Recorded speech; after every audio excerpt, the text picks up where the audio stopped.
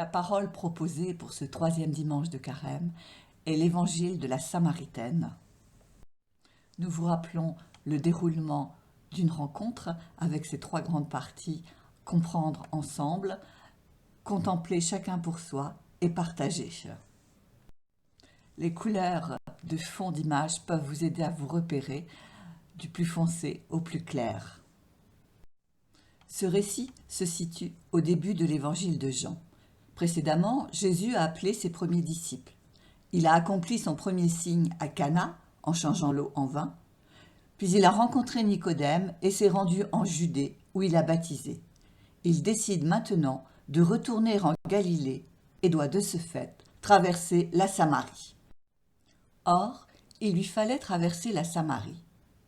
Il arrive donc à une ville de Samarie appelée Sychar, près du terrain que Jacob avait donné à son fils Joseph. Là se trouvait le puits de Jacob. Jésus, fatigué par la route, s'était donc assis près de la source. C'était la 6e heure, environ midi. Arrive une femme de Samarie qui venait puiser de l'eau. Jésus lui dit « Donne-moi à boire ». En effet, ses disciples étaient partis à la ville pour acheter des provisions. La Samaritaine lui dit « Comment, toi, un Juif, tu me demandes à boire, à moi, une Samaritaine ?» En effet, les Juifs ne fréquentent pas les Samaritains. Jésus lui répondit « Si tu savais le don de Dieu, et qui est celui qui te dit « Donne-moi à boire », c'est toi qui lui aurais demandé, et il t'aurait donné de l'eau vive. Elle lui dit « Seigneur, tu n'as rien pour puiser, et le puits est profond. D'où as-tu donc cette eau vive? Serais-tu plus grand que notre père Jacob, qui nous a donné ce puits, et qui en a bu lui-même, avec ses fils et ses bêtes ?» Jésus lui répondit « Quiconque boit de cette eau aura de nouveau soif. Mais celui qui boira de l'eau que moi je lui donnerai n'aura plus jamais soif.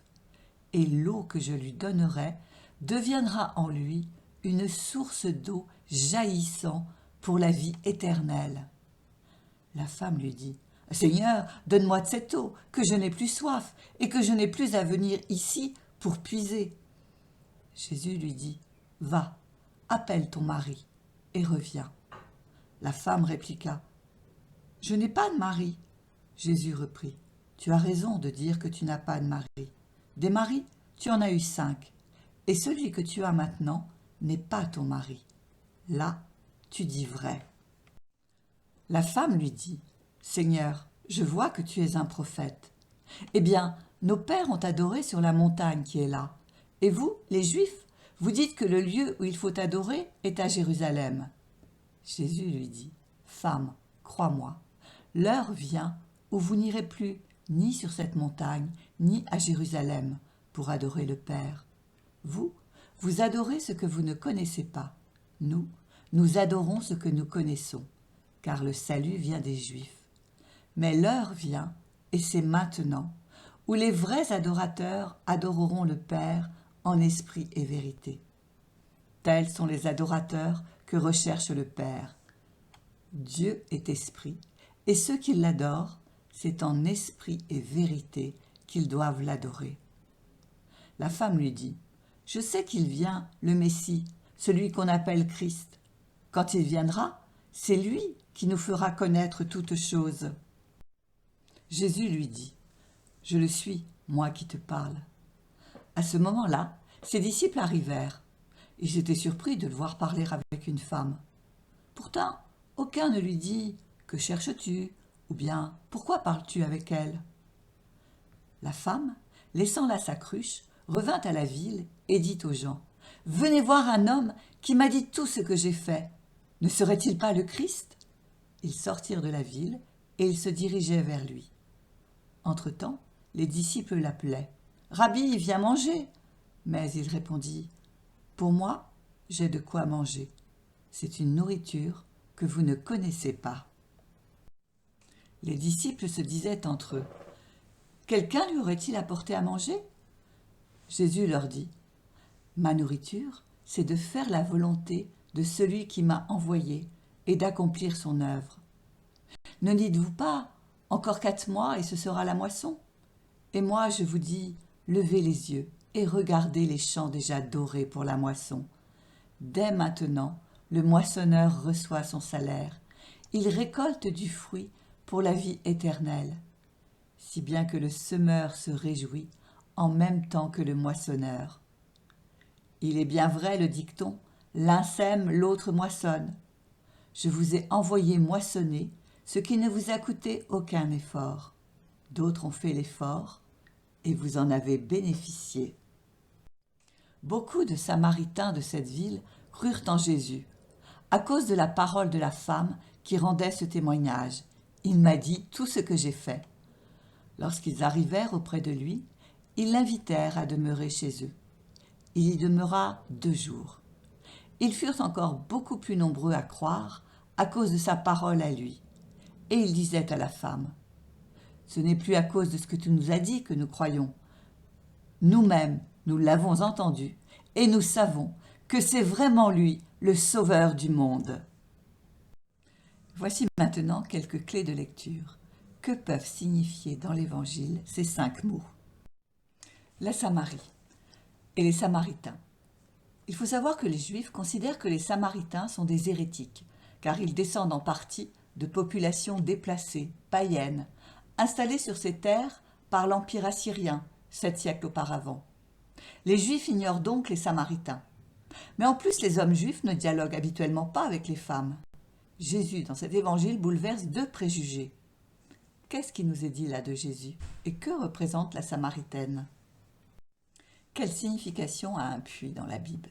Dans le désert, le puits est le lieu verdoyant qui symbolise la vie. C'est aussi l'espace privilégié des rencontres amoureuses. C'est là que Isaac, Jacob et Moïse rencontrent la femme aimée. Dans l'Ancien Testament, le puits d'eau douce signifie la Torah ou le Pentateuque. Les rencontres auprès du puits sont signes de l'alliance de Dieu avec les hommes. Pourquoi donc l'évangéliste a-t-il mis la rencontre de Jésus et de la Samaritaine auprès d'un puits? L'eau vive. L'eau est très présente dans l'Ancien Testament, sous 2 formes. Eau, symbole de mort, dans le passage de la mer. Eau, symbole de vie, quand elle vient de la source. L'eau de la première alliance, de l'ancienne alliance, devient une eau vive qui rend la vie, une eau qui fait ressusciter. L'eau vive est l'eau de la nouvelle alliance, reçue de Dieu et identifiable en Jésus-Christ. Le narrateur nous oriente progressivement vers ce sens à travers le questionnement de la Samaritaine. La vie, fondée sur la chair seule, où l'homme est sa propre faim, est cette eau qui ne désaltère pas. Seule, la vie fondée sur Dieu en Jésus-Christ et dans l'Esprit peut parvenir à vraiment désaltérer cette soif d'éternité qui est en l'homme. Elle le fait passer de la mort à la vie.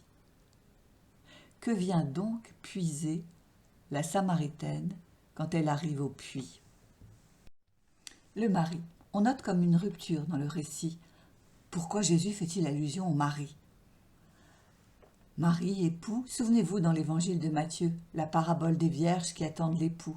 Au milieu de la nuit, il y eut un cri. Voici l'époux, sortez à sa rencontre. Qu'est-ce que c'est que cet époux? La femme a eu 6 maris. 6, un signe d'incomplétude. 7 évoque la perfection, les 7 jours de la création. L'homme avec qui elle vit est le 6e. Attendrait-elle un autre époux? Qui est cet époux à la rencontre de qui il faut aller?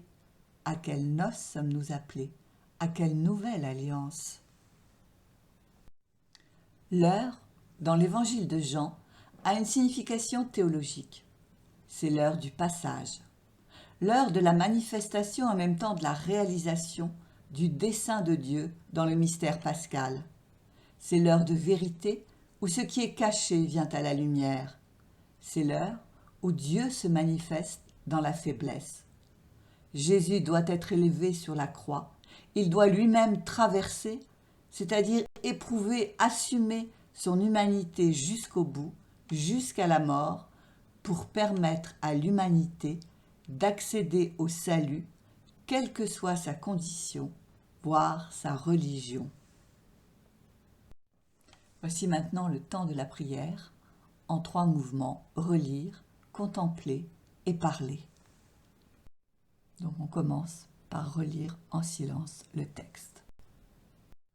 Et pour le temps de la contemplation, quelques pistes suivent. Priez avec les personnages, imaginez leurs attitudes, leurs expressions. Jésus, fatigué par la marche, assis au bord du puits. Il est seul. La Samaritaine, elle arrive à une heure inhabituelle pour aller puiser de l'eau. Personne ne vient chercher de l'eau à l'heure la plus chaude. Fuirait-elle les rencontres? Les disciples, ils ont laissé Jésus pour aller acheter de quoi manger, puis ils reviennent. Dans quel état d'esprit sont-ils? Les villageois, chacun a son occupation loin du puits. Peut-être ont-ils été des témoins lointains de cette conversation entre un juif de passage, haï, et cette femme méprisée. Peut-être n'ont-ils rien vu. Où je me situe dans cette scène? De quel personnage je me sens le plus proche? Priez avec les paroles. Je laisse résonner en moi les paroles que Jésus et la femme s'échangent. Jésus, le premier, demande à boire. De quelle soif parle-t-il? Mais cette soif de Jésus renvoie à une autre soif, celle de la Samaritaine. Quelles sont ces soifs? Les paroles de la Samaritaine, de quelle découverte de la personne de Jésus témoignent-elles et quel désir profond habite son cœur? Les paroles de Jésus, comment la rejoint-il? Quel chemin lui fait-il faire? Les paroles de la Samaritaine aux villageois, comment témoignent-elles de Jésus? Les paroles des villageois, comment réagissent-ils? Comment eux aussi passent-ils de l'étonnement à la foi? Qu'est-ce qui me touche dans ces paroles? Lesquelles auraient pu être les miennes? Avec lesquelles ai-je des difficultés? Je regarde maintenant les actions de chacun des personnages. La Samaritaine, elle vient pour puiser de l'eau, mais finalement ne le fait pas. Après la conversation avec Jésus, touchée, elle retourne au village, laissant là sa cruche. Elle qui évitait de se montrer ne craint pas d'aller à la rencontre des gens pour témoigner de sa rencontre bouleversante avec le Christ. Qu'est-ce que tout cela me dit? Des villageois, quel chemin se fait dans leur cœur pour inviter Jésus à demeurer chez eux?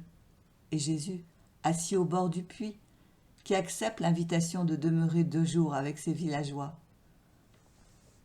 Et moi, quel chemin le Christ m'a-t-il fait faire jusqu'ici? Comment m'a-t-il rejoint?